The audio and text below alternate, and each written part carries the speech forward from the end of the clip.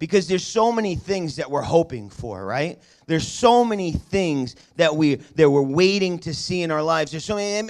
It may be a car in your life. It may be health. It may be a miracle. It may be something with a family member. It may be a relationship restored. It may be. There's so many things that we are waiting on God for. And sometimes what happens is the answer comes back and we ask God and we're looking and we're searching and it seems like the answer comes back and it's no. That's impossible. How about this substitute?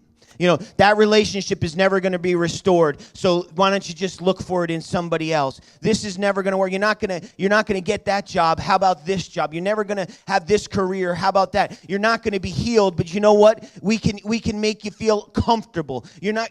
Whatever it is, that's the report that's coming back. But what we have to do as Christians, we have to activate this faith, this thing inside of us that says that, you know what? God is going to help us with the things we need. God is going to give us what we need. God is going to be able to take care of the miracle that we need in our lives. But God doesn't do things if we do nothing. God does not do that. Sometimes, there's these things, and, sometimes we talk about it and we say, you got to have a little skin in the game. You got to have a little something. That means you got to put a little bit into it. We said earlier about the fact that Joel hit 2 home runs, right? Let me tell you what preceded those 2 home runs. So before that, Joel went and he had a game. And in that game, he didn't get any hits. He got none. And he was disappointed. He was upset about it. So then he went and he came home and he said, I don't understand, blah, blah, blah. This is not working. He's a kid, so he starts to say he had a new bat. Maybe it's the bat. Maybe it's all these things start going through his head. And then I said, all right. So the next morning, I said to him, hey, you want to go it's raining, so we can't work outside. You want to go to the batting cage and work on your swing? He said, yeah, I'll be ready in 10 minutes. And he got himself ready, and we went. And for an hour, the kid hit balls, not getting discouraged, just hit and hit and hit. And we get home, and he's tired, and he's exhausted, and he's like, this and that.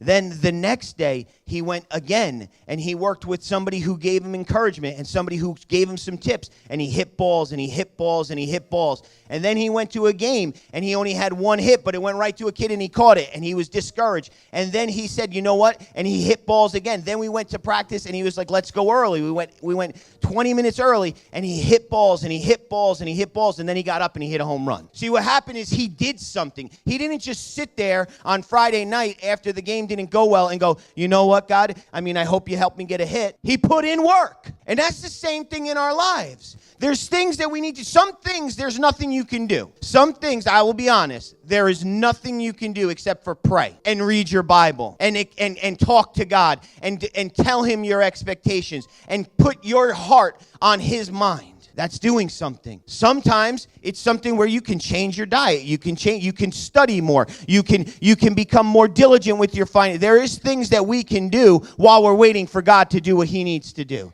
But he needs to see what we're doing. There's so many times we look at the man who was healed, and Jesus said, and he said, stretch out your hand. God, he didn't just say, okay, boom, there it is. He said, stretch out your hand. We see that the blind man came to Jesus. He came to Jesus. We're moving towards something. There's so many times where we have to do that. But what happens is the enemy, the world, he uses also. Sometimes I love this story because it's such a good book. I just love it. But there's a story in it, and it goes like this, and it talks about, this guy, and his name is Ordinary, and he's a nobody from familiar. And so what happens is he has a desire. He has something that he wants to see. He has a big dream, it's called. And right on the edge of his big dream, he runs into his borderland bullies. And you would think that's all people he doesn't know, but sometimes it's people closest to him. Sometimes, actually, it was his mom was one of his borderland bullies because she was afraid. And what we found out was she was afraid for him. She was afraid that it wasn't going to work out. So she didn't realize that what she was doing was she was kind of like keeping him from what he could achieve. Because so sometimes it's in love. It's not that somebody doesn't care that they tell you, oh, that's not going to happen.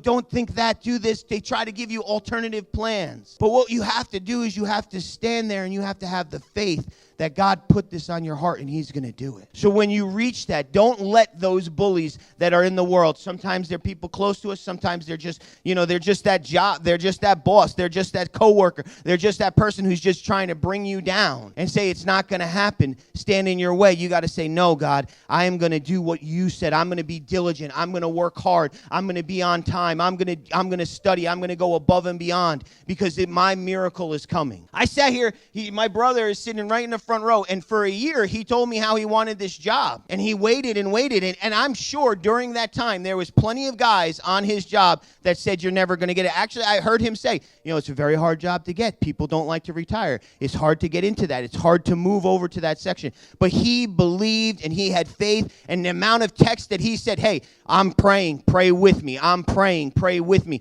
But not only that, he went and he worked his overtime without complaining. He went and did all the extra things that he had to do, so that way when the bosses saw, they could say, no, this guy is good. Let's put him in the position, because God made that position at that time for him. He put it on his heart, but he needed to do the work to get there.